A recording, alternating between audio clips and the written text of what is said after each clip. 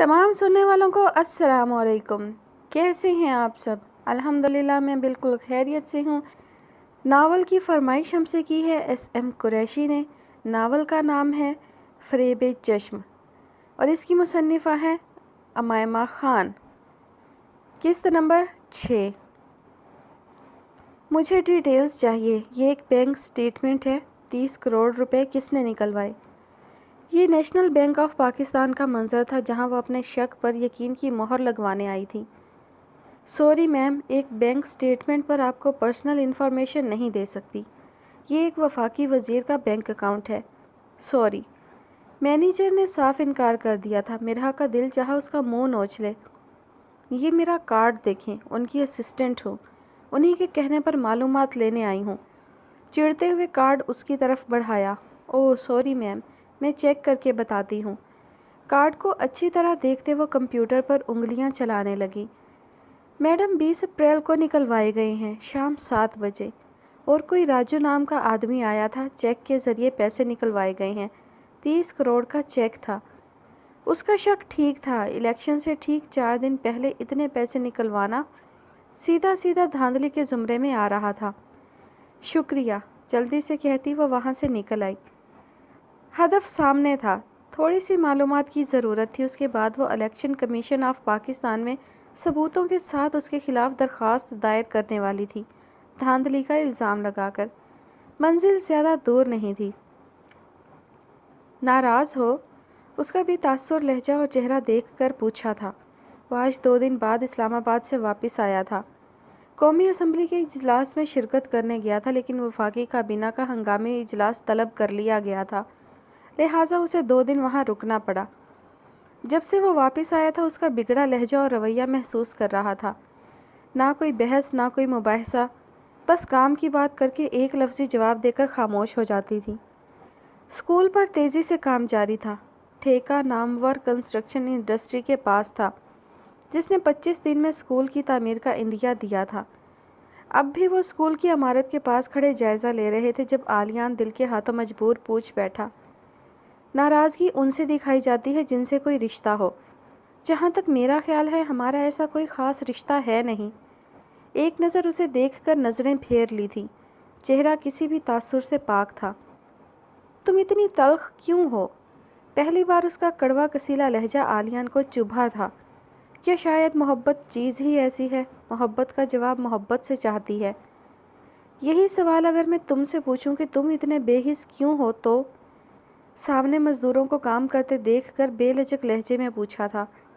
उसकी बेतासुर निगाहें आलियान को तकलीफ़ हुई थी। बेहिस नहीं हूँ मैं।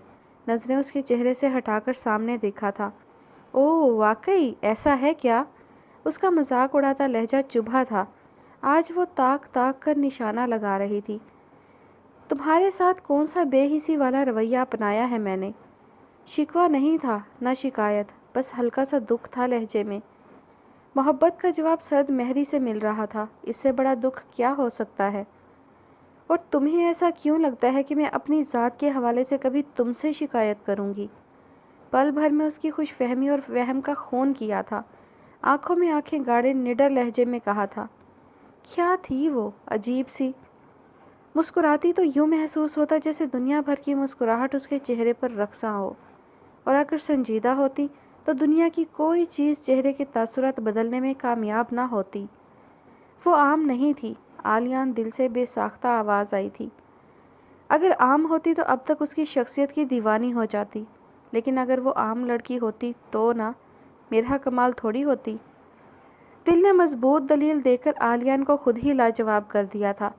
वो सिर्फ नाम की मिरहा कमाल नहीं थी, वो हर तरह से कमाल थी, हर काम में कमाल थी। फिर तुम्हारा मूड क्यों ख़राब है? कई लम्हों बाद वो फिर से बोला था। कई वजूहात हैं, फिर कभी उन पर रोशनी डालेंगे। बात ख़त्म करने के से अंदाज में कहकर वो जाने को थी जब वो नामहसूस अंदाज में उसके आगे आता दीवार कायम कर गया। मुझे अधूरी बातें जहर लगती हैं। आंखों में आंखें डालकर बावर करवाया। मुझे भी अधूरे वादे जहर लगते हैं। उसका लहजा देखकर आलियान ने अचंभे से उसे देखा। कौन सा वादा किया है तुमसे जो अधूरा रह गया है? फिर से सवाल किया था, वजाहत मांगी थी। مجھے اپنی ذات کے حوالے سے شکوہ کرنا بالکل نہیں پسند۔ میں اپنے ساتھ کی گئی زیادتی کو معاف کرنے میں بالکل دیر نہیں لگاتی۔ ایک بار پھر سے اس کے سوال میں چھپے وہم اور خوش فہمی کو پرے دھکیلا تھا۔ شام کے حسین منظر میں ایک دوسرے سے چند قدموں کے فاصلے پر کھڑے وہ قدرت کا حسین شاہکار لگ رہے تھے۔ ابھی بتا کر جاؤ اپنے بگڑے موڈ کی وجوہات، گہری نگاہ اس کے وجود پر ڈالتے وہ 2 قدم پیچھے ہوا تھا۔ جب گاؤں کی لڑکیوں کو پڑھنے کی بجائے جھاڑو لگاتے یا برتن دھوتے دیکھتی ہوں تب موڈ خراب ہوتا ہے۔ جب گاؤں کے لوگوں کی جہالت کی انتہا دیکھتی ہوں تب موڈ خراب ہوتا ہے۔ جب اس کچی سڑک پر ہچکولے کھاتی گاڑیوں اور موٹر سائیکلوں کو دیکھتی ہوں تب موڈ خراب ہوتا ہے۔ جب اس خستہ حال سڑک پر حادثات رونما ہوتے ہیں تب موڈ خراب ہوتا ہے۔ جب تبدیلی کی امید پر بیٹھے ان بھلے مانس لوگوں کو دیکھتی ہوں تب موڈ خراب ہوتا ہے۔ جب ایک 10 سالہ لڑکی کو ایک بڈھے کے ساتھ رشتہ ازدواج میں منسلک دیکھتی ہوں تب موڈ خراب ہوتا ہے۔ جب گاؤں کے لوگوں کو ان کی محنت کا کم معاوضہ ملتے دیکھتی ہوں اور باقی عمرا کو کھاتے دیکھتی ہوں تب موڈ خراب ہوتا ہے۔ جب نماز پڑھتے ہوئے لوگوں کو یہ نہیں پتا ہوتا کہ وہ کیا پڑھ رہے ہیں تب موڈ خراب ہوتا ہے۔ جب گاؤں کے چوک پر جشن کے نام پر ناچ گانا دیکھتی ہوں تب موڈ خراب ہوتا ہے۔ جب گاؤں کے لوگوں کے ساتھ بھیڑ بکریوں جیسا سلوک ہوتا دیکھتی ہوں تب موڈ خراب ہوتا ہے۔ اور تمہیں پتہ ہے سب سے زیادہ موڈ کب خراب ہوتا ہے؟ جب مجھے یہ احساس ہوتا ہے کہ ان سب مسائل کا حل اس شخص کے ہاتھ میں ہے جس کے ساتھ میں دن کا آدھا حصہ گزارتی ہوں، لیکن اس شخص کو ان مسائل سے کوئی سروکار نہیں ہے۔ اس شخص کو صرف وعدے کرنے آتے ہیں، نبھانے نہیں آتے۔ عالیان آفندی، جس طرح تمہیں ادھوری باتیں ناپسند ہیں، ٹھیک اسی طرح مجھ سمیت یہاں کے ہر باسی کو ادھورے وعدے ناپسند ہیں۔ عالیان کو آج پھر کوئی اور یاد آیا تھا، لیکن پھر وہی کالی اور سبز آنکھوں کا فرق اس کے شک کو وہم کا مہر لگا گیا۔ اس کی باتیں عام سی تھی، بغیر کسی تمہید کے، بغیر کسی ہیر پھیر کے، لیکن چبھی تھی اسے۔ دکھ ہوا تھا۔ محبوب کی نگاہوں میں اپنا مقام بڑا دیکھنا چاہتا تھا، لیکن وہ تو اس سے نفرت کرتی تھی۔ عالیان کو لگا آج زندگی کا بدترین دن ہے۔ تمہیں نفرت محسوس ہوتی ہوگی مجھ سے۔ وہ کوئی انا کا پجاری نہیں لگ رہا تھا، نہ سفاک سیاستدان، غرور کا پتلا بھی نہیں لگا تھا۔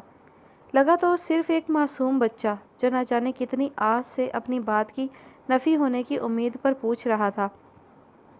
اس کے کہنے کے انداز پر وہ مسکرائی تھی، گہرا مسکرائی تھی۔ عالیان جو پہلے یہ سوچ رہا تھا کہ وہ سادگی میں کمال لگتی ہے، اب خود کی سوچ کی ہی نفی کر ڈالی۔ ہنستے ہوئے وہ قیامت خیز لگتی تھی۔ مزدوروں نے رک کر اسے دیکھا، لیکن عالیان کی ایک گھری پر جلدی سے وہاں سے کھسکے تھے۔ تم سے نفرت نہیں ہے، تم ایک عام انسان ہو، 2 آنکھیں، 2 کان، 1 ناک، 32 دانت۔ سب انسان ایک سے ہوتے ہیں، سب کو اللہ نے بنایا ہے۔ تم سے نفرت کا مطلب ہے کہ اس مصور سے نفرت کرنا جس نے تمہیں بنایا ہے۔ دل فریب لہجے میں اس کی بات کی نفی کی تھی۔ عالیان ابھی بھی ساکت سا کھڑا اس کی بات پوری ہونے کا منتظر تھا۔ مجھے تمہاری ذات میں چھپی برائیوں سے نفرت ہے، تمہاری انا سے نفرت ہے، جو ایک صحافی کو معافی مانگنے پر مجبور کر دیتی ہے۔ تمہارے غرور سے نفرت ہے جو غربا کو کمتر سمجھتے ہو۔ تمہارے نام نہاد اصولوں سے نفرت ہے، جن کی بقا کے لیے یہ تک نہیں دیکھتے کہ وہ کسی کے لیے باعث فائدہ ہیں یا باعث نقصان۔ وہ بے ساختہ پیچھے ہٹا تھا، اذیتوں کی داستانیں رقم کر رہی تھی وہ عالیان آفندی کی ذات پر۔ چند دن پہلے زیگم کے ساتھ جو کیا تھا اس کا حوالہ دے کر شرمندگی میں دھکیلا تھا۔ یہ گاؤں کا حال تمہیں لگتا ہے میری وجہ سے ہوا ہے؟ اپنے آپ کو بری الذمہ قرار دینا چاہا تھا، لیکن مقابل مرہا کمال تھی۔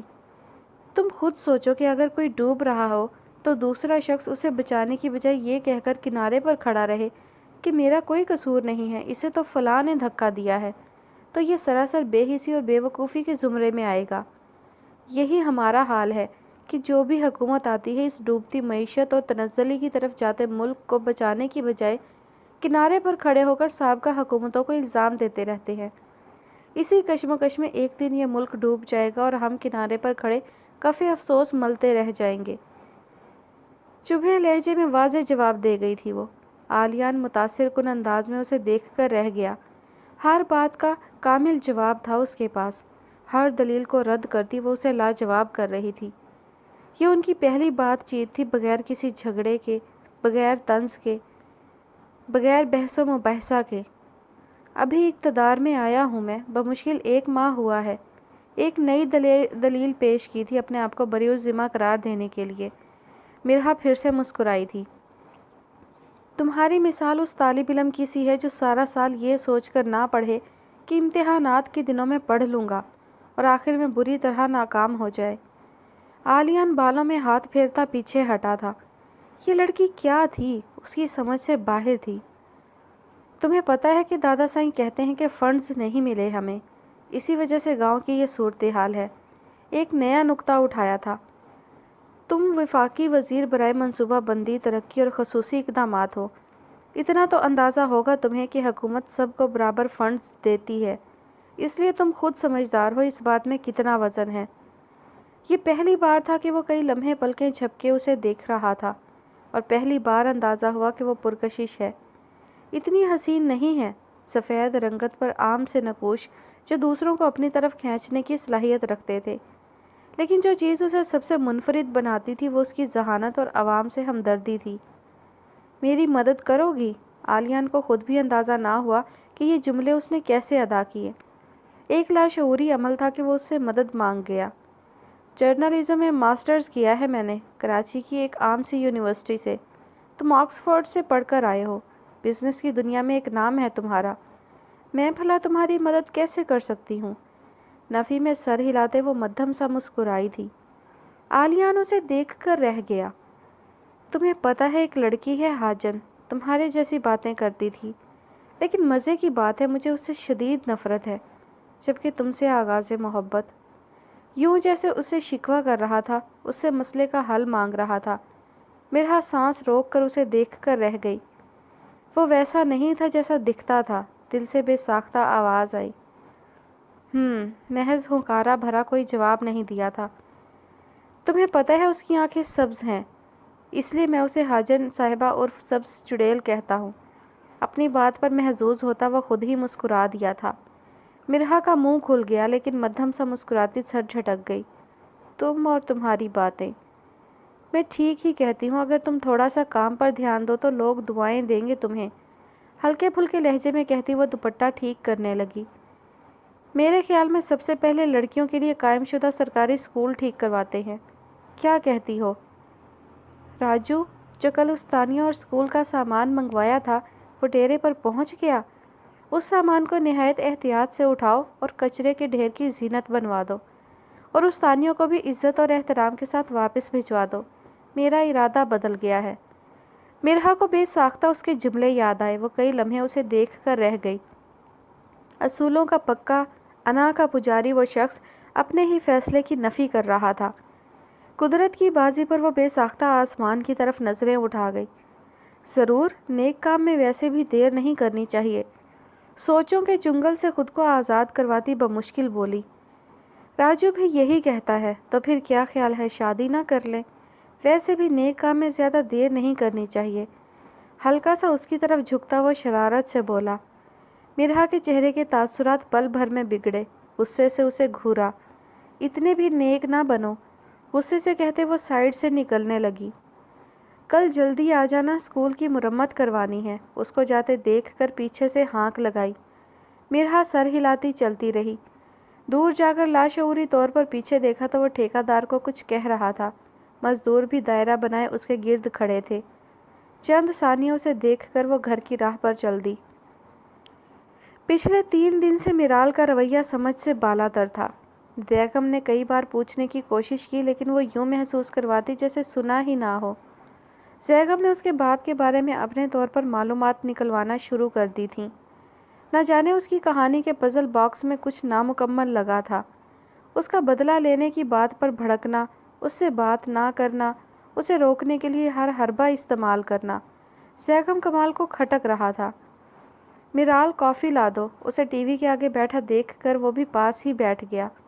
اس کے ہاتھ سے ریموٹ چھینتے یوں بولا جیسے دونوں کے مابین جانے کتنے خوشگوار تعلقات ہوں۔ اس کو گھوری سے نوازتی وہ آرام سے کچن کی طرف چل پڑی۔ وہ کافی بنانا سیکھ چکی تھی، اس لیے بیگم اسی سے بنواتا تھا۔ 5 منٹ بعد اس نے کپ صوفے کے سامنے پڑے میز پر پٹکا تھا۔ چند چھینٹے میز پر گرے۔ زیغم اس کا انداز دیکھ کر متاثر کن انداز میں ابرو اچکا گیا۔ کوئی نیوز چینل لگا کر کافی کا کپ منہ کو لگایا جب اگلے لمحے وہ فوراً اندر کی طرف بھاگا تھا۔ میرال مزے سے چینل بدلنے لگی۔ یہ کیا تھا میرال؟ نمک سے بھری کافی پی کر دل ہی جل گیا تھا، لیکن وہ بہری بنی کوئی کوکنگ شو دیکھنے میں مگن تھی۔ اس سے پہلے زیغم کچھ اور کہتا فون کی بیل سے دھیان ادھر مبذول ہو گیا۔ سر، ڈیٹیلز مل گئی ہیں۔ دوسری طرف سے ابھرتی آواز پر وہ بالکنی کی طرف بڑھ گیا۔ ہاں بولو۔ اور جیسے جیسے وہ سنتا گیا بے یقینی سے چہرے کے تاثرات بگڑنے لگے۔ اس خبر کی تصدیق کرو ورنہ حشر بگاڑ دوں گا، سرد مہری سے کہتا وہ فون رکھ گیا۔ باہر آیا تو وہ ہنوز ٹی وی دیکھ رہی تھی۔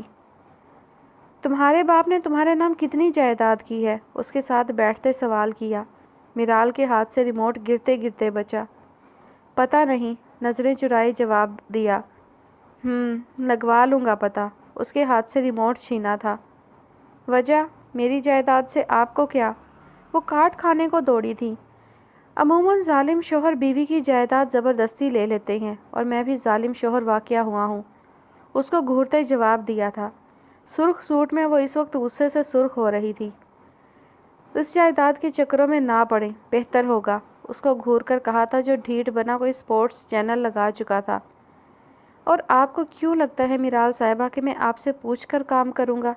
مجھے اپنے کام میں مداخلت نہیں پسند، اس کی طرف جھکتے سرد لہجے میں کہا تھا۔ میرال کی پشت بے ساختہ صوفے سے جا لگی۔ کل شام کو تیار رہنا، کہیں جانا ہے ہمیں۔ ریموٹ اس کی گود میں پھینک کر اٹھ کھڑا ہوا۔ رخ کچن کی جانب تھا، جہاں یقیناً اپنے لیے وہ کافی بنانے والا تھا۔ میرال نے غصے سے ریموٹ پھینکا جبکہ شور کی آواز سے زیغم نے کچن سے سر نکال کر اسے دیکھا اور نفی میں سر ہلاتا واپس اپنے کام میں مشغول ہو گیا۔ مرہا، ناشتہ تو کر لے، اسے جلدی میں دیکھتے ہوئے اماں نے ماتھا پیٹا۔ وہ جوتے چھوڑ کر بڑے بڑے نوالے بنا کر پراٹھا کھانے لگی۔ کہیں سے بھی اس وقت پڑھی لکھی مرہا کمال نہیں لگ رہی تھی، بلکہ منہ میں کھانا ٹھونستے ہوئے جاہل ہی لگ رہی تھی۔ مرہا، جوتا آئے گا تیری طرف، برے طریقے سے اسے کھانا کھاتے دیکھ کر غصے سے کہا تھا۔ بمشکل آدھا پراٹھا کھا کر وہ اٹھ کھڑی ہوئی، جبکہ اماں ہمیشہ کی طرح ماتھا پیٹنے کے سوا کچھ نہ کر سکیں۔ مرہا باجی، تمہاری آنکھوں کو کیا ہوا؟ ابھی باہر نکلی تھی کہ 7 سالہ منی نے پوچھا۔ کچھ نہیں ہوا منی، تم یہ بتاؤ کیا کر رہی ہو یہاں؟ اس کے گال کھینچتے پیار سے پوچھا تھا۔ ارے مرہا باجی، تجھے پتہ ہے اسکول سے گھوڑے نکل گئے، چھوٹے سائیں کے حکم پر سامان آیا ہے اتنا سارا۔ ہاتھوں کو پھیلا کر سامان کا بتایا تھا۔ مرہا کے چہرے پر مسکراہٹ پھیل گئی۔ اچھا چلو آؤ میرے ساتھ، ہم بھی دیکھیں کہ منی سچ بول رہی ہے یا جھوٹ۔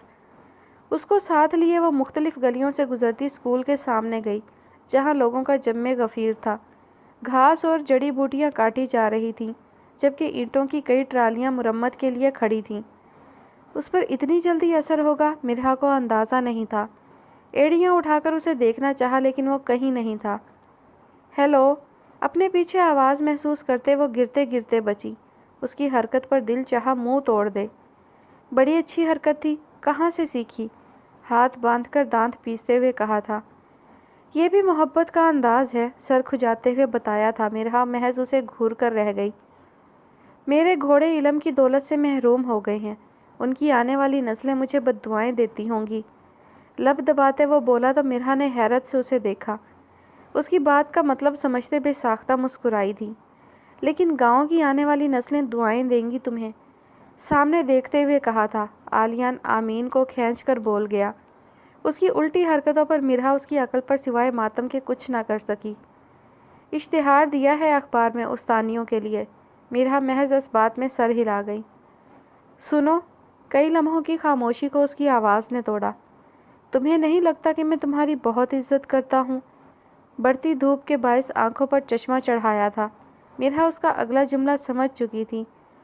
بہت، لیکن اتنی عزت نہ دو کیونکہ ماں بدولت کو زیادہ عزت راس نہیں آتی۔ سر جھٹکتی وہ وہاں سے واپس چلی گئی۔ مجھے 3 دن کے اندر اندر اس کی مرمت مکمل چاہیے۔ ملازموں کو کام کرتے دیکھ کر ہانک لگائی اور خود گاڑی کی طرف بڑھ گیا۔ قدرت نے ایسا چکر چلایا تھا کہ اپنے اصولوں کا پرستش آج انہی اصولوں کو ٹھوکر مار کر اپنے ہی ہاتھوں سے کام کروا رہا تھا۔ عالیان کے سکول بنوانے کی خبر دلاور افندی پر بجلی بن کر گری تھی۔ ان کو تو یقین ہی نہیں آ رہا تھا کہ وہ اپنے ہی فیصلے کی نفی کرے گا۔ پچھلے 1 گھنٹے سے وہ غصے سے لال پیلے ہوتے لان میں اس کے منتظر تھے۔ 2 گھنٹوں کے طویل انتظار کے بعد آنکھوں پر چشمہ لگائے وہ فون میں گم گاڑی سے اترا۔ چھوٹے سائیں سرکار آپ کو بلا رہے ہیں۔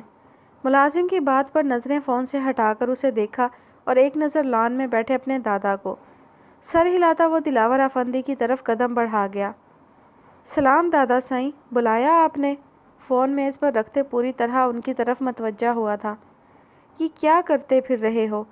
لہجے کو بمشکل دھیما رکھنے کی کوشش کی تھی۔ عالیان نے ناسمجھی سے انہیں دیکھا۔ مطلب؟ اچنبھے سے پوچھا تھا۔ یہ اسکول کا کیا معاملہ ہے؟ واضح لفظوں میں کہا تھا، البتہ لہجہ ان کے ضبط کا گواہ تھا۔ آپ کو نہیں لگتا کہ اچھا کام کیا ہے میں نے؟ ان کی آنکھوں میں آنکھیں گاڑے پوچھا۔ تم کب سے اپنے کول سے پیچھے ہٹنے لگے؟ اس کی دکھتی رگ پر جان بوجھ کے پاؤں رکھا تھا۔ عالیان نے پہلو بدلا۔ جب سے صحیح کو صحیح اور غلط کو غلط کہنے والے لوگوں سے پالا پڑا ہے۔ چند لفظوں میں بات سمیٹتا وہ اندر کی طرف بڑھ گیا۔ ایک طرف وہ مجھے کہتی ہے سیدھے ہو جاؤ، ادھر گھر والے مجھے الٹا کرنے کے در پہ ہیں۔ یا اللہ، باقی سب تو ٹھیک ہے پر مجھے صحیح اور غلط کے درمیان ہجڑا نہ بنا دینا۔ اپنی بات پر خود ہی لا حول ولا قوت کہتا وہ کمرے میں بند ہو گیا تھا۔ تم تیار نہیں ہوئی؟ اس کو فون میں گم دیکھ کر ایک نظر گھڑی پر ڈالی تھی۔ ضروری نہیں سمجھا۔ یوں محسوس ہوا جیسے وہ کسی ریاست کی ملکہ ہو۔ زیگم تو دن میں کئی بار اس کے انداز گفتگو پر بے ہوش ہوتے ہوتے رہ جاتا۔ گاؤں جا رہے ہیں ہم۔ دھماکہ کر کے وہ آرام سے الماری کی طرف بڑھ گیا۔ توقع کے عین مطابق فون بھاڑ میں جھونکتی وہ اس کے سر پر تھی۔ کیوں؟ کس لیے؟ آپ کو نہیں پتا کس طرح ہمیں نکالا گیا تھا؟ یک کے بعد دیگرے کئی سوال کیے تھے۔ جو تم چھپا رہی ہو وہ لگ گیا ہے مجھے پتا۔ اس کا گال تھپ تھپاتے آرام سے دوسرا بم پھوڑا تھا۔ کیا پتا لگا ہے؟ اس نے بمشکل اٹکتے لہجے میں پوچھا تھا۔ سسرال جا کر بتاؤں گا، اب جلدی سے تیار ہو جاؤ ورنہ ساسو ماں کو لگے گا کہ میں تمہارا خیال نہیں رکھتا۔ اپنے کپڑے لے کر واش روم میں بند ہو گیا تھا جبکہ میرال کے ماتھے پر اے سی کی ٹھنڈک کے باوجود پسینے کے قطرے نمودار ہونے لگے۔ انگلیاں چٹکھاتی وہ پریشانی سے ٹہلنے لگی۔ حویلی کے احاطے میں پریس کانفرنس کا اہتمام کیا گیا تھا۔ مختلف میڈیا ہاؤس کے مختلف نمائندے پہنچ چکے تھے۔ میر عالیان افندی نے اہم اعلان کرنا تھا۔ کچھ ہی دیر میں ملازموں کے حصار میں وہ پہنچا تو نیوز چینلز پر بھی براہ راست نشریات چلنے لگیں۔ آدھے گھنٹے پر مبنی اس پریس کانفرنس میں مختلف ترقیاتی منصوبوں کا اعلان کیا گیا تھا، جس میں پاکستان کے تمام دیہی علاقوں میں سرکاری سکولوں، سرکاری ہسپتالوں اور سڑکوں کی مرمت شامل تھی۔ اس کے عمل کو جہاں میڈیا اور عوام کی طرف سے کافی پذیرائی ملی، وہیں دلاور اور زوار افندی کا غصے سے برا حال تھا۔ عالیان افندی نے تو جیسے ان کے سارے ارمانوں پر پانی پھیر دیا تھا۔ ان کی سالوں کی محنت کو وہ پل بھر میں خاک کرنے پر تلا تھا۔ میں نہیں جاؤں گی تمہارے ساتھ۔ گاؤں کی حدود میں داخل ہوتے ہی وہ پھر سے اپنا احتجاج ریکارڈ کروانے لگی، لیکن زیگم کان دھرے بغیر ٹوٹی پھوٹی سڑک پر احتیاط سے گاڑی چلا رہا تھا۔ عام دنوں میں اسے آپ اور غصے میں تم کہہ کر پکارنا زیگم کو کچھ خاص سمجھ تو نہیں آیا تھا، لیکن پھر بھی چپ ہی رہا تھا۔ میں تم سے بات کر رہی ہوں، چیخ کر اپنی موجودگی کا احساس دلایا تھا۔ یہ ڈر کس چیز کا ہے تمہیں؟ جہاں تک مجھے نظر آ رہا ہے یہ حویلی والوں کا خوف تو نہیں ہے، کوئی اور ہی وجہ ہے۔ گاڑی کی رفتار ہلکی کرتے وہ پہلی بار اسے سرد لہجے میں بولا تھا۔ آپ کیوں پرائے پھڈے میں پڑ رہے ہیں؟ میں جانتی ہوں کہ قتل ہوا ہے میرے باپ کا، بس پھر بھی چپ ہوں تو کوئی وجہ ہے نا۔ آپ نہیں جانتے سفاکیت کی انتہا ہے اس حویلی میں۔ انا کا جھنڈا اونچا رکھنے کی خاطر اگر وہ اپنی بیٹی کو بیوگی کا روگ دے سکتے ہیں تو میں تو ان کے لیے کچھ بھی نہیں ہوں سوائے چودھریوں کے خون کے۔ زیگم نے بے یقینی سے اسے دیکھا تھا، جو جانتے بوجھتے ہوئے بھی انجان بنی بیٹھی تھی۔ تم پاگل ہو؟ اس کی ذہنی حالت پر شک ہوا تھا۔ الفاظ جیسے زبان سے نکلنے سے انکاری تھے۔ ہاں ہوں میں پاگل۔ آپ جائیں گے وہاں، تماشا ہوگا اور کل کلاں کو خبر آ جائے گی کہ روڈ حادثے میں ایک سینئر صحافی جاں بحق۔ نقصان کس کا ہوگا؟ صرف میرا، کیوں نہیں سمجھتے آپ؟ میرے پاس صرف آپ ہیں اور کوئی نہیں۔ میں نہیں کھونا چاہتی آپ کو اس اندیکھی جنگ میں۔ ضبط کے باوجود بھی کئی آنسو گال پر لڑک گئے تھے، جبکہ بیگم بے یقینی سے اسے دیکھے گیا جو جانے انجانے میں اظہار محبت کر گئی تھی۔ ایک انسان کا قتل پوری انسانیت کا قتل ہوتا ہے، اور ایک قاتل کو انصاف دلوانا پوری انسانیت کو انصاف دلوانے کے مترادف ہے۔ یہ بڑے بڑے اسٹوڈیو میں اے سی کے آگے مہنگے مہنگے کپڑے پہن کر بیٹھ جانا اور پھر بولنا بہت آسان ہے، لیکن اصل بہادری تو ظالم کے خلاف آواز اٹھانا ہے، بلکہ صرف آواز نہیں بلکہ ہتھیار بھی اٹھانا۔ اس کے رونے کو مکمل طور پر نظر انداز کرتے گاڑی حویلی کے راستے پر موڑ دی۔ میرال نے بے بسی سے سیٹ کی پشت سے ٹیک لگا لی۔ سارے زخم پھر سے تازہ ہو رہے تھے۔ حویلی کے سامنے اس دفعہ اس نے تعارف کے طور پر صحافیوں والا کارڈ دکھایا تھا، جبکہ میرال اپنا چہرہ پچھلی بار کی طرح چھپا چکی تھی۔ ایک شکوہ کناہ نگاہ اس پر ڈالتی وہ اس کے پیچھے چل دی۔ تم پھر آ گئے؟ پچھلی دفعہ والی عزت راس نہیں آئی؟ بمشکل آدھا گھنٹہ گزرا تھا کہ زوار افندی کمرے میں داخل ہوئے۔ میرال نے ایک نظر دیکھنا گوارا نہیں کیا، بلکہ آرام سے نظریں جھکائے بیٹھی رہی۔ میرال کے حصے کی جائیداد اس کے حوالے کی جائے۔ عدالتی نوٹس لایا ہوں، مہربانی فرما کر دستخط کریں، اس سے پہلے میں انگلی ٹیڑھی کروں۔ فائلز میز پر اچھالی۔ میرال نے پھٹی نگاہوں سے اسے دیکھا جو سیدھا ہاتھ دکھا کر الٹے ہاتھ سے وار کر گیا تھا۔ انصاف کا لالچ دے کر کیا وہ اس کے پیسوں اور جائیداد پر قابض ہونا چاہتا تھا؟ کیا بکواس ہے! اور تم کون ہوتے ہو جائیداد کا دعویٰ کرنے والے؟ اربوں کی جائیداد کا والی وارث اٹھ کر سامنے آ گیا تھا۔ پریشانی کی بات تو تھی نا؟ میں نہیں جائیداد کی مالکن دعویٰ کر رہی ہے، کورٹ آرڈرز موجود ہیں ہمارے پاس۔ اطمینان میں اب بھی کوئی کمی نہیں آئی تھی۔ یہ ڈرامہ کسی اور کو دکھانا، نکلو یہاں سے اس سے پہلے میں دھکے دے کر نکلوا دوں۔ وہ دہاڑے تھے، ہر چیز جیسے ریت کی مانند ہاتھ سے پھسلتی جا رہی تھی۔ دھکے کھانے کی عادت ہوتی ہے ہم جیسے صحافیوں کو۔ رہی بات میرال کی تو وہ بھی بچپن سے دھکے ہی کھا رہی ہے۔ ان کی دھمکی کو آرام سے ہوا میں اڑایا تھا۔ اپنی جگہ سے اٹھتے وہ ان کے نزدیک پہنچا تھا، جبکہ میرال نہ جانے کیوں پرسکون سی بیٹھی تھی۔ تھوڑی دیر پہلے والی بدگمانی کے بادل چھٹ چکے تھے۔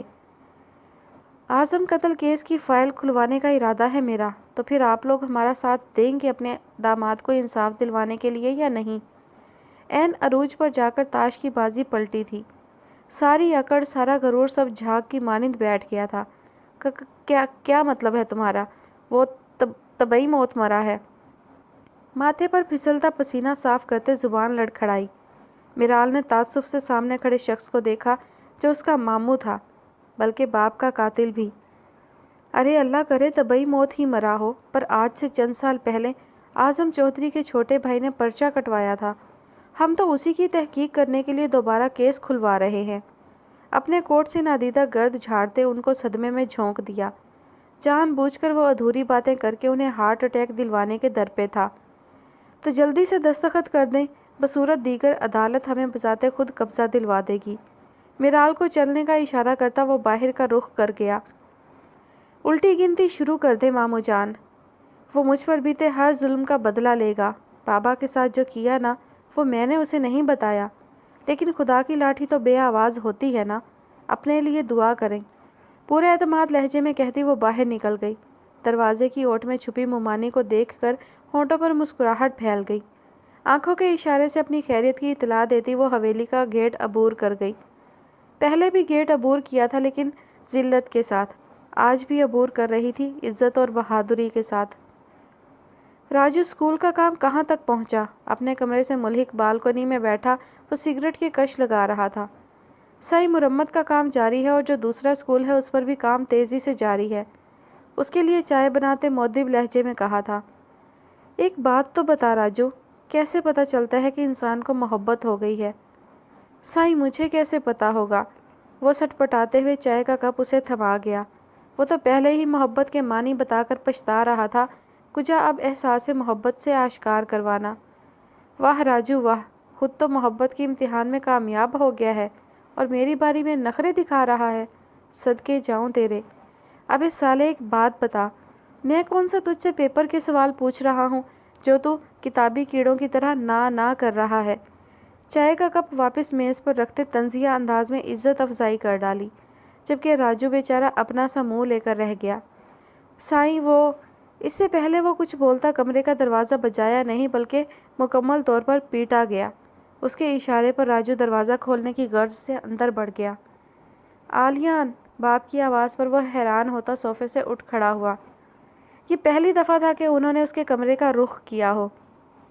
بابا سائیں خیریت؟ مجھے بلا لیتے۔ ان کو بگڑے تاثرات کے ساتھ دیکھ کر خلاف معمول ذرا نرمی سے کہا تھا۔ تمہارے ہی سر پر اس ناہنجار کی ہمدردی کا بھوت سوار تھا۔ کچھ اندازہ ہے کس طرح وہ اور اس کا کمینہ یار ہمیں ذلیل کر کے گئے ہیں اس 2 ٹکے کی جائیداد کے لیے؟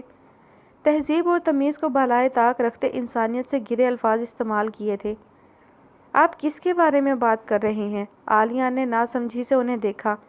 اس میرال اعظم کی اور کس کی؟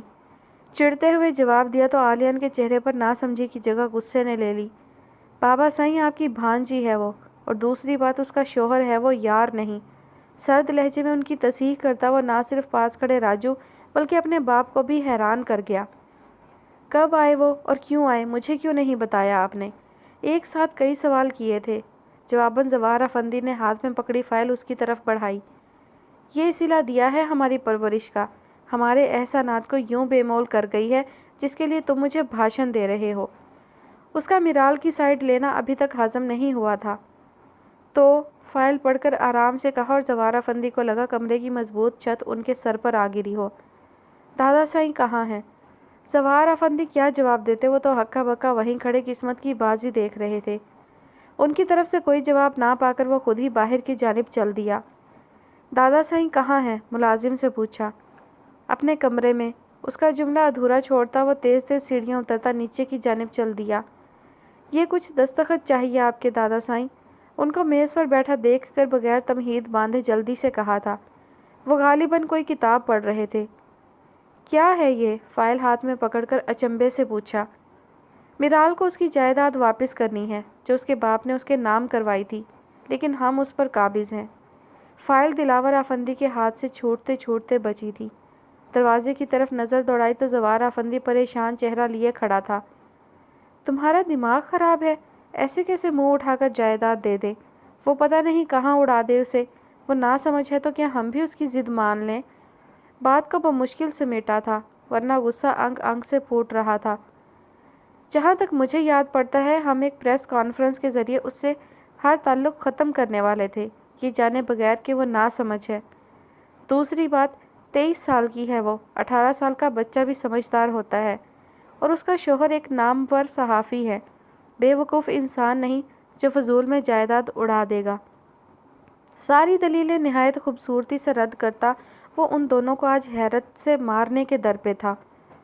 اور دادا سائیں، اس کی جائیداد ہے، وہ جو بھی کرے، ہمیں اس سے کیا؟ کیا میں یہ سمجھوں کہ آپ کی نیت خراب ہو رہی ہے؟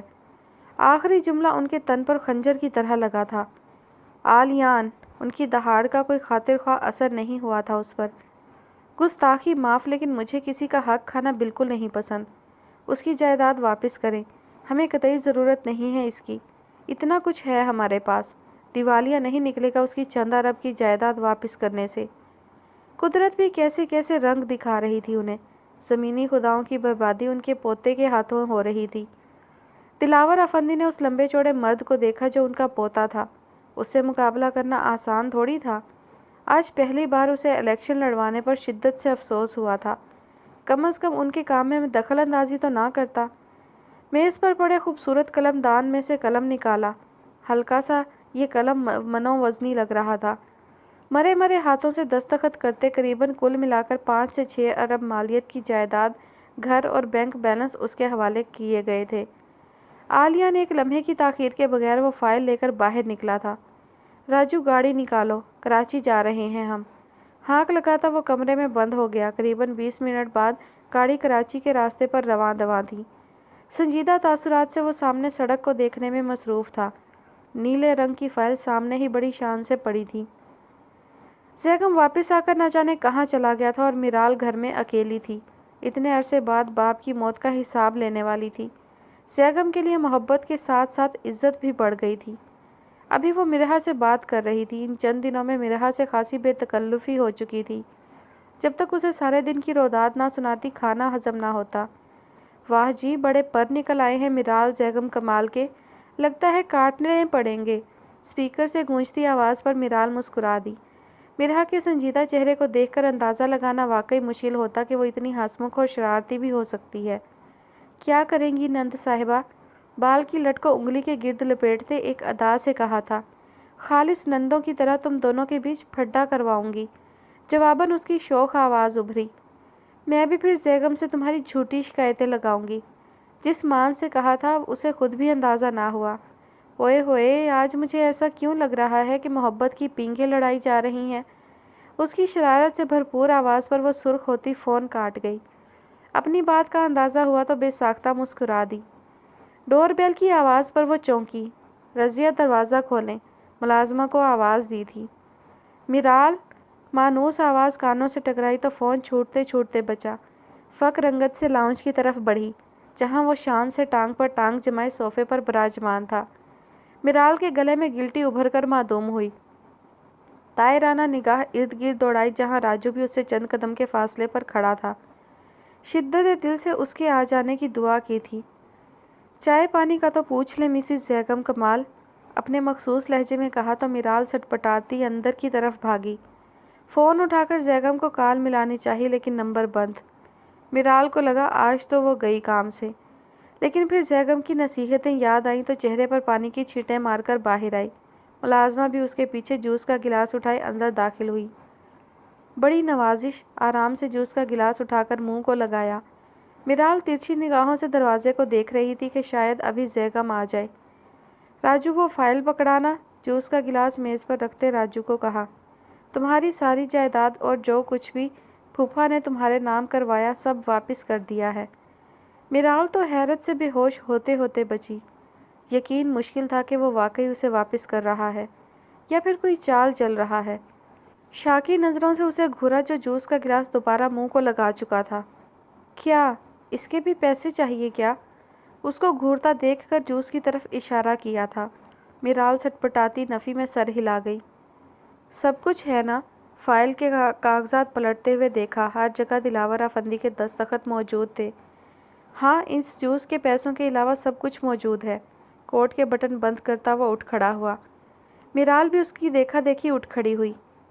شکریہ، مروتاً کہا تھا۔ ضرورت نہیں ہے، آرام سے جواب دیتا وہ باہر کا رخ کر گیا۔ جب اندر آتے زیگم سے ٹکراتے ٹکراتے بچا۔ زیگم جو پہلے ہی کھلے دروازے پر حیران تھا، اس کی موجودگی پر آنکھیں پوری کی پوری کھل گئیں۔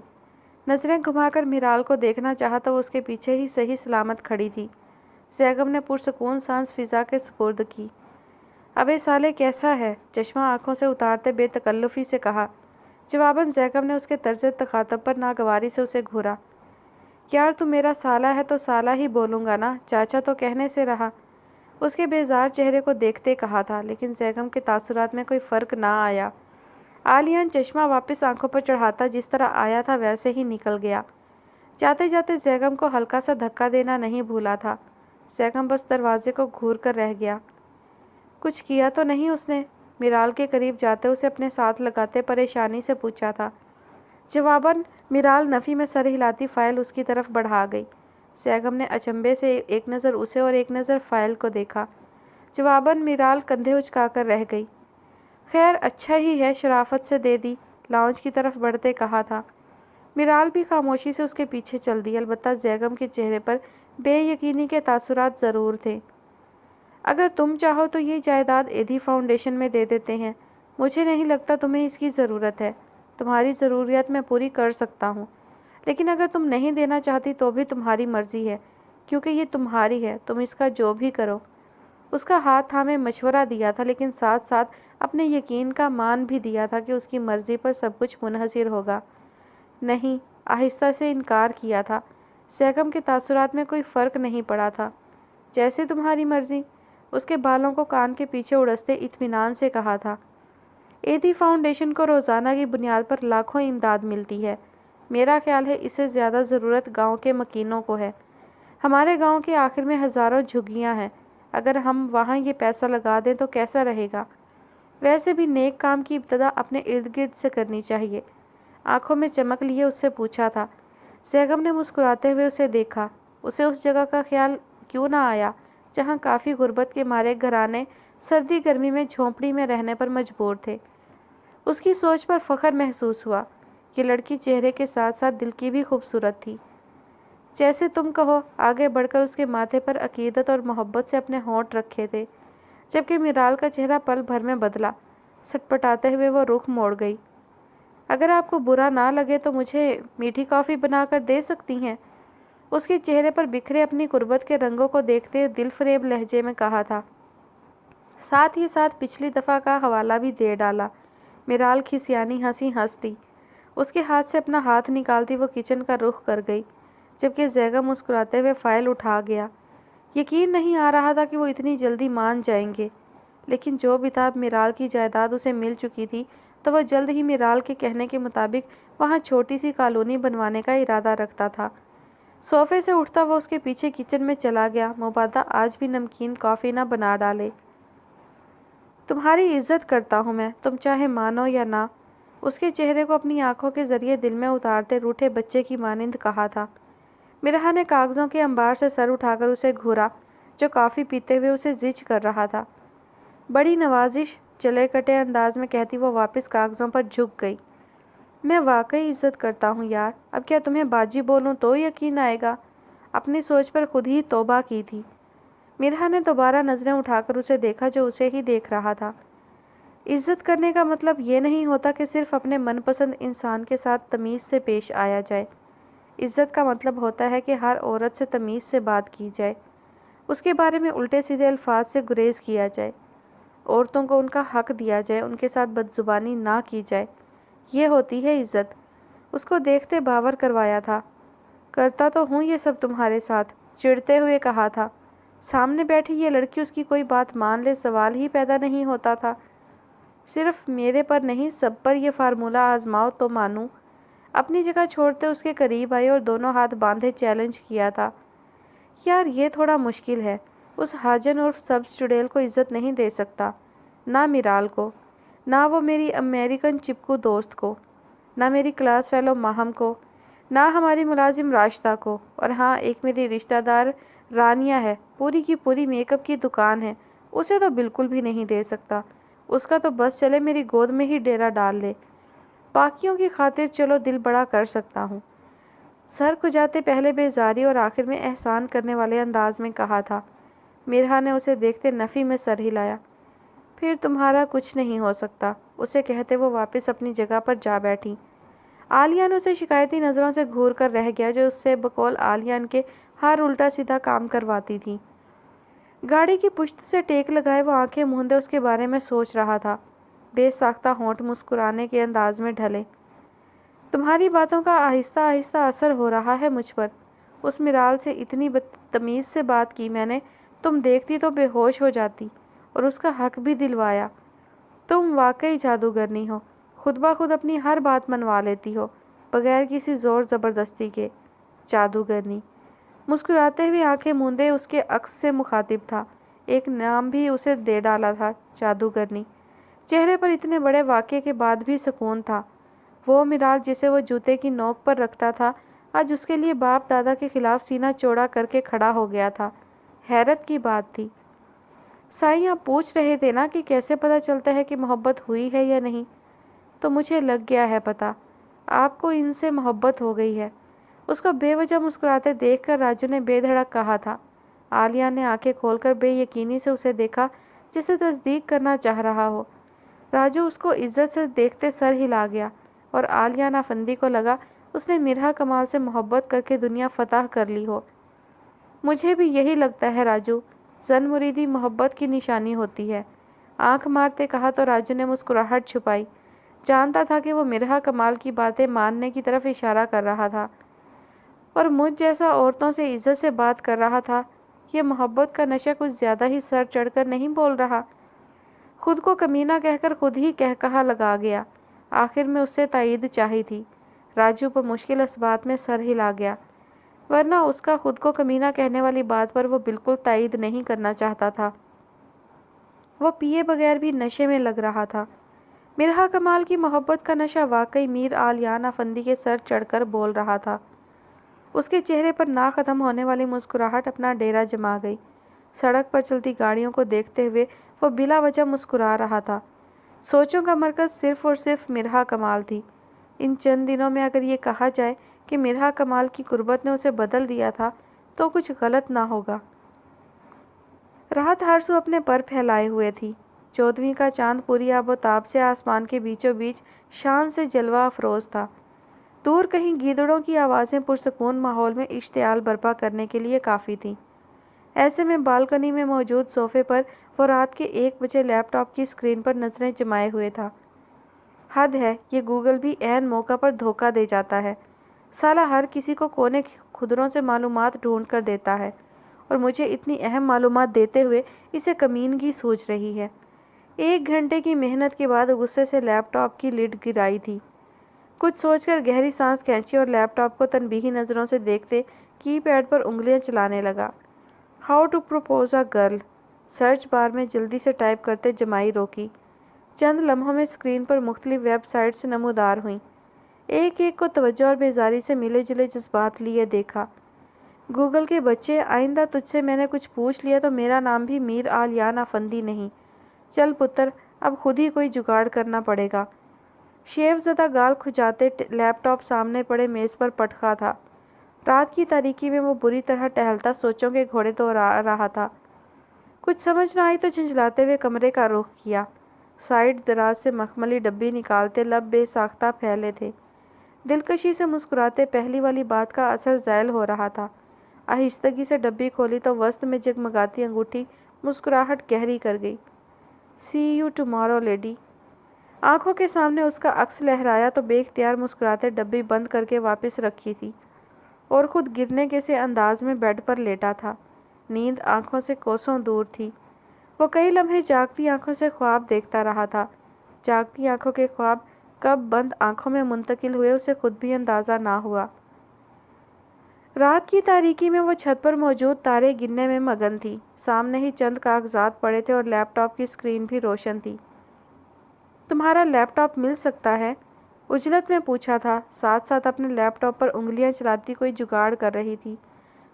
لے لو۔ اسکول کی بجائے چونکہ کالج بنانے کا فیصلہ کیا گیا تھا، لہٰذا مصروفیت حد سے بڑھ چکی تھی۔ نئے طریقے سے نقشے کے ڈیزائن بنانا آسان نہ تھا، وہ بھی تب جب قریباً آدھی عمارت تعمیر ہو چکی ہو۔ اپنا لیپ ٹاپ بند کر کے اس کے لیپ ٹاپ پر کچھ سرچ کرنے لگی۔ تھوڑی دیر تک وہ اٹھ کر کہیں گیا تو مرحا کے ہاتھ کپ کپائے۔ ایک نظر ارد گرد ڈالتے دوپٹے میں چھپی USB نکالی اور سارا ڈیٹا کاپی کرنے لگی۔ اس دوران نہ جانے کیوں بری طرح گھبراہٹ بھی ہو رہی تھی۔ سکھ کا سانس تو تب آیا جب فائلز مکمل طور پر کاپی ہو گئیں۔ جلدی سے دوبارہ گوگل کھولا اور USB واپس دوپٹے کی اوٹ میں چھپائی تھی۔ توقع کے عین مطابق کلیکشن میں بری طرح دھاندلی کی گئی تھی۔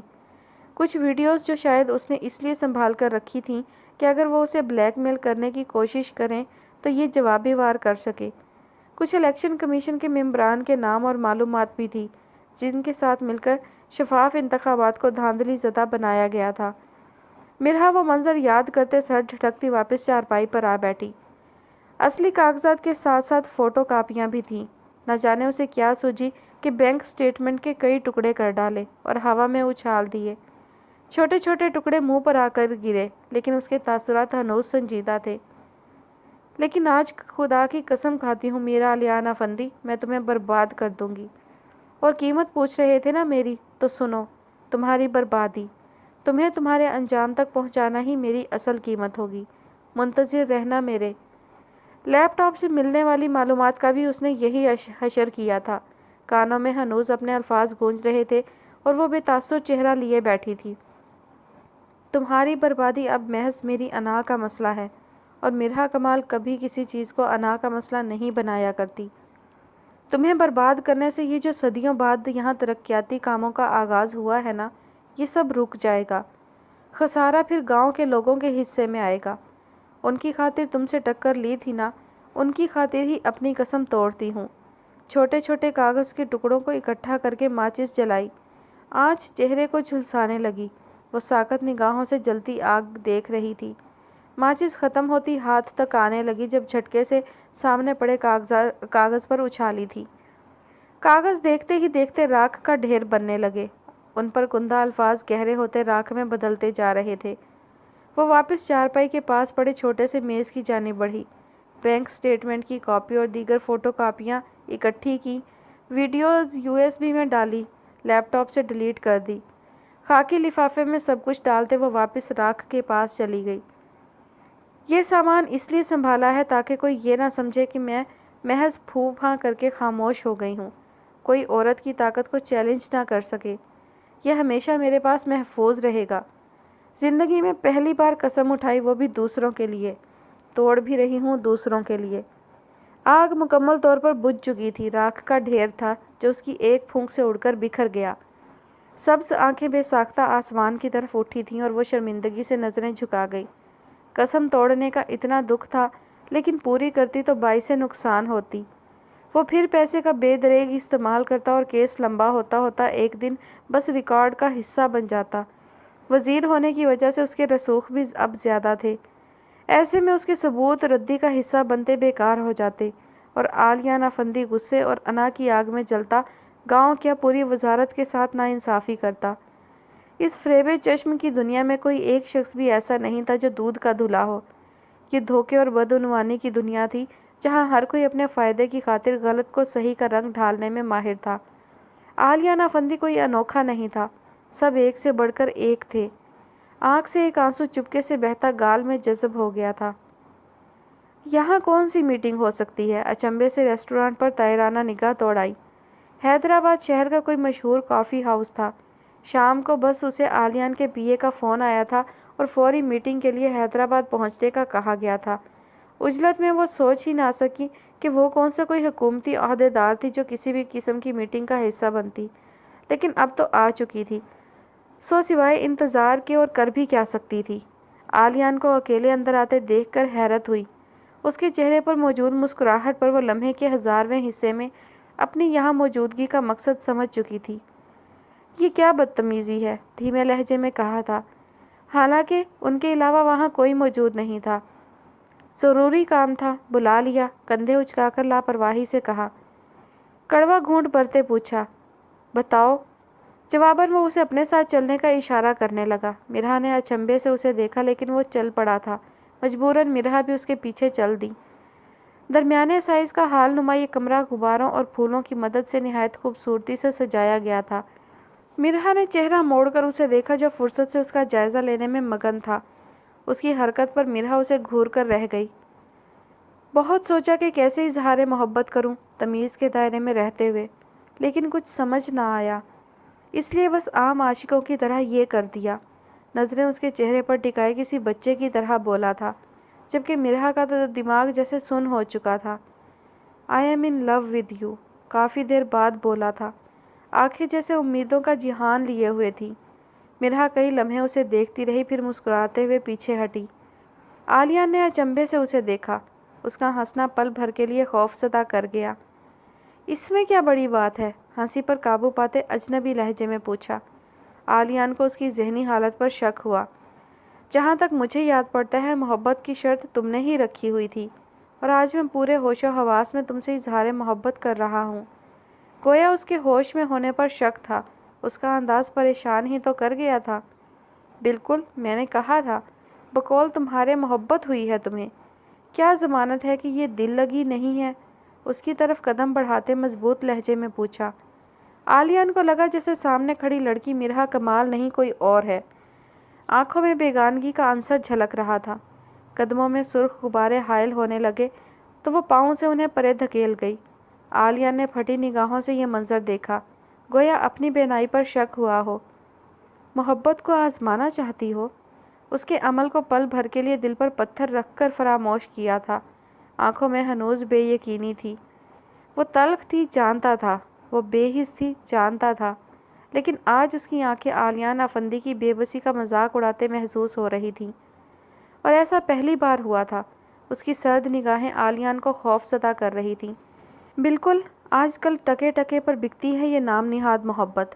ابھی بازار میں جا کر کھڑی ہو جاؤں یا سوشل میڈیا اکاؤنٹ پر اپنی تصویر لگا دوں، تم جیسے سچی محبت کے دعوے داروں کی لائنیں لگ جائیں گی۔ آلیان ہنسا تھا، بے ساختہ، بے تحاشا۔ وہ پیچھے ہٹا تھا، کئی پھول پاؤں کے نیچے آ کر کچلے گئے، بے مول ہو گئے تھے، بالکل اسی طرح جس طرح مرحا کمال کے سامنے اس کی محبت۔ تم آزماؤ گی میری محبت، پتہ بھی ہے محبت کیا ہوتی ہے؟ اس کی آنکھوں میں بمشکل آنکھیں ڈال کر بولتے نہ جانے کیوں اذیت سی محسوس ہوئی تھی۔ محبت جو بھی ہوتی ہے لیکن کسی سے سیکھ کر تو بالکل بھی نہیں ہوتی، پھر چاہے وہ راجو ہی کیوں نہ ہو۔ ادھار رکھنا تو شاید سیکھا ہی نہیں تھا، فوراً سے اس کا وار درستگی سے واپس پلٹا تھا۔ غباروں اور سجاوٹ سے الجھن ہو رہی تھی، وہ پل بھر کے لیے رکی تھی اور جس جگہ وہ کھڑے تھے وہاں موجود سجاوٹ کو بری طرح ہٹایا تھا۔ آنکھیں اور چہرہ کسی بھی قسم کے احساس سے عاری تھا۔ ٹھیک کہا تم نے، ورنہ یہاں ہر کوئی سچا عاشق ہوتا۔ محبت جانتی ہو کیا ہے؟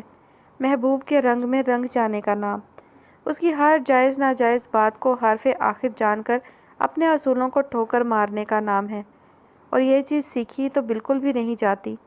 اس کا اجنبی رویہ، اس کے بدلے بدلے انداز، اس کا ہر عمل عالیان افندی کو تکلیف سے دوچار کر گیا تھا۔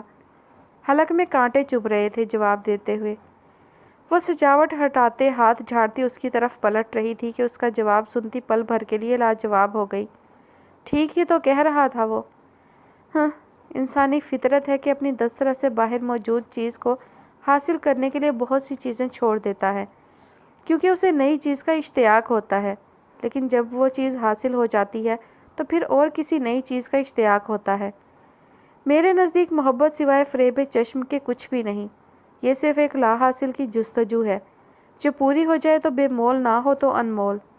وہ تھک رہا تھا، سامنے کھڑی یہ لڑکی اسے محبت کے دہانے پر لا کر بے دردی سے نیچے پٹکنے کے در پہ تھی، ہر طریقہ آزما کر اسے خود تک محدود کرنا چاہتا تھا۔ انا کا سر آج پوری طرح سے کچل ہی گیا تھا، کیونکہ وہ اسے محبت کی پختگی کی صفائی پیش کر رہا تھا۔ طاقت اور اختیار کے باوجود بھی اب تک تمہارے جواب کا منتظر ہوں، یہ محبت کی نشانی نہیں ہے؟ بیچارگی اس کے لہجے میں واضح جھلک رہی تھی۔ کس نے کہا کہ تمہیں مجھ پر کوئی اختیار حاصل تھا؟ اور دوسری بات، مجھے حاصل کرنا اتنا آسان نہیں ہے میر عالیان افندی، اور تم نے جو کیا نا وہ کوئی نئی بات تو نہیں ہے۔ محبت خراج مانگتی ہے، تم نے تو اس خراج کا آدھا حصہ بھی ادا نہیں کیا۔ عالیان کاندھے ڈھیلے چھوڑ گیا، بے ساختہ پیچھے ہٹا تھا۔ پھولوں کی دل فریب خوشبو اب سر میں بری طرح چبھ رہی تھی۔ محبت ہو گئی ہے مجھ سے؟ وہ ہاتھ پر ہاتھ باندھے اسے پوچھنے لگی۔ وہ صرف اسے دیکھ رہا تھا صدمے سے، بے بسی سے اور بے یقینی سے۔ اس کی بے حسی دل پر دل دکھ رہا تھا، لب ہلنے سے انکاری تھے۔ ایک سوال ہے تم سے۔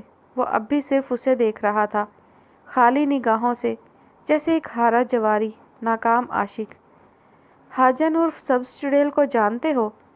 440 والٹ کا جھٹکا تو نہایت معمولی تھا اس کے لیے۔ لڑکھڑاتے قدموں سے پیچھے ہٹا تو سجاوٹ کے لیے رکھا گیا پھولوں سے سجا پلر نما شو پیس اپنے پورے قد سے زمین پر آ گرا تھا۔ ایک شور سا برپا ہوا تھا، لیکن یہ شور اس کے اندر اٹھنے والے شور سے نہایت معمولی تھا۔ آنکھیں عالم حیرت میں یوں پھٹی تھیں کہ مرحا کو ایک پل کے لیے اس کے مردہ ہونے کا گمان ہوا۔ وہ اس وقت اس نازک موقع پر اس کا نام کیوں لے رہی تھی؟ عالیان کا دل بے ساختہ دھڑکا تھا، دل میں لاتعداد خدشات امڑنے لگے، لیکن وہ گہرے سانس لیتا خود کو بمشکل پرسکون ظاہر کرنے لگا۔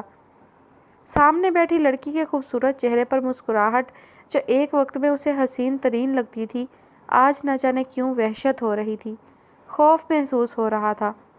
ہاں، وہ ڈر رہا تھا محبت میں ناکام ہونے سے، وہ ڈر رہا تھا یک طرفہ محبت کے روگ سے، وہ ڈر رہا تھا اسے کھونے سے، وہ ڈر رہا تھا اس کی زمانی مسکراہٹ سے۔ عالیان افندی کا شدت سے دل چاہا تھا کہ سامنے بیٹھی لڑکی کی قوت گویائی کچھ پلوں کے لیے کھو جائے، کیونکہ نہ جانے کیوں چھٹی حس کہہ رہی تھی کہ اب وہ جو بھی بولے گی میر عالیان افندی کو ٹکڑوں ٹکڑوں میں بکھیر کر رکھ دے گا۔ جانتے تو ہوگے نا اسے اچھی طرح سے؟ اس کی دعا پوری نہیں ہوئی تھی، وہ لڑکی بول رہی تھی، بے دھڑک، بنا اٹکے۔ وہ بے ساختہ آنکھیں میچ گیا، ہاتھ کانوں تک گئے تھے جیسے یہ عمل اس کے اگلے الفاظ اس تک پہنچنے سے روک دے گا۔ مرحا اس کی طرف دیکھتی استہزائیہ ہنسی تھی۔ کتنی نفرت کرتے ہو اس سے؟ بنا اٹکے نڈر لہجے میں کہا۔ وہ جانتا تھا کہ وہ کس کے بارے میں پوچھ رہی ہے۔ आलियान गहरी सांस लेता खुद पर काबू पाने लगा। बे इंतहा, उसका लहजा लड़खड़ाया था जवाब देते हुए नहीं बल्कि इस सारी सूरत हाल पर। कितनी मोहब्बत करते हो मुझसे? जाने वो क्या जानना चाह रही थी। आलिया ने अचंभे से उसे देखा। मोहब्बत नापने का कोई पैमाना नहीं है। उसे कई लम्हे देखने के बाद बमुश्किल खुद पर काबू पाते गोया हुआ। ये जिंदगी में पहली बार था कि उसने दिल में बेसाख्ता खुद के लिए दुआ की थी, उसे मांगा था। मुझे भला क्या ज़रूरत है मांगने की? मीर आलियान भी किसी से मांग सकता है क्या? मैं तो खुद मुकद्दर का सिकंदर हूँ। हर चीज़ बगैर मांगे मेरे मुकद्दर में लिख दी गई है। पागल हैं लोग जो मांगते फिर रहे हैं। अपने अल्फाज याद आए तो आंखें मीच गया। उसे आज एहसास हुआ था कि अपने अल्फाज कैसे हमें मुंह के बल गिराते हैं। दर्जे तो होते हैं ना मोहब्बत के, बेइंतहा मोहब्बत, शिद्दत से की जाने वाली मोहब्बत, जुनून की हदों को छूती मोहब्बत, दीवानगी की हद तक मोहब्बत। उसके चेहरे के तासुरात देखते मिरहा बोली थी। आलियान हंसा था, अजब अंदाज में हंसा था। मोहब्बत को नापते वही हैं जो मोहब्बत से इनकारी हों। मोहब्बत तो होती है या नहीं होती। मिरहा लाजवाब सी चंद पल के लिए साकत हुई थी। ये पहली मुलाकात थी जिसमें वो उसे लाजवाब करने पर तुला था। फिर नफ़रत बेइंतहा कैसे हो सकती है? उसका चंद लम्हों पहले वाला जुमला लौटाया था। आलियान धीरे से मगर अजियत से भरपूर मुस्कुराया, क्योंकि नफ़रत या तो नहीं होती या बेइंतहा होती है। वो फटी निगाहों से उसे देखे गई जो उसे अजियत और बेबसी से देख रहा था। चंद सानिया खामोश रहने के बाद उसके हाथ बेसाख्ता लेंस लगी आंखों पर गए थे। आलियान सांस रोके उसका एक एक अमल देख रहा था। दिल में दर्द की टीसें उठ रही थीं। टांगे अपना बोझ उठाने से ही इनकारी थी। आलियान उसका आंखों की तरफ बढ़ता हाथ देखकर नासमझी से उसे देखने लगा। दोनों हाथों को महारत से इस्तेमाल करते एक लम्हे के अंदर अंदर लेंस उतारा था। आलियान को अब भी समझ ना आया कि हो क्या रहा है। एक लम्हे का खेल था कि यही अमल दूसरी आंख पर भी दोहराया। काली आंखें सब्ज आंखों में बदलीं तो आलियान साकत हो गया। सांसें जैसे थम सी गई थीं। समंदर में एक तेज़ तूफान आकर यकदम थम सा गया, बिल्कुल साकत। लम्हों का खेल था जो आसमानों पर बैठे आलियान अफंदी को ज़मीन पर पटक गया। फ़रेब चश्म था या हकीकत, वो नहीं जानता था। बस बिना सांस लिए साकत दिल के साथ सामने देख रहा था। जहाँ खड़ी लड़की कोई और नहीं, बिलाशुबा मिरहा कमाल ही थी। आंखों का रंग वही था जिससे उसे बेपनाह नफ़रत थी। नफ़रत और मोहब्बत का जज्बा, वो भी एक वजूद से। इतनी बेयकीनी थी कि मिरहा को उसके मुर्दा होने का गुमान हुआ। तुम? गोया कायनात से अल्फाज ख़त्म हो गए थे। दो हरूफ पर मुश्तमिल ये लफ्ज़ जैसे उसके लबों से अदा होने से इनकारी था। पैरों से जान निकलती महसूस हुई थी। वो अपने तवाना वजूद को घसीटता उसकी तरफ बढ़ा। अब भी इतनी ही मोहब्बत है मुझसे? सातों आसमान यक्के बाद दीगरे उस पर आ गिरे। उसे मार कर वो पूछ रही थी कि तुम जिंदा हो या मुर्दा। उसका लहजा लड़खड़ाया था, लेकिन वो मार गई थी आलियान अफंदी को। वो मर ही तो गया था।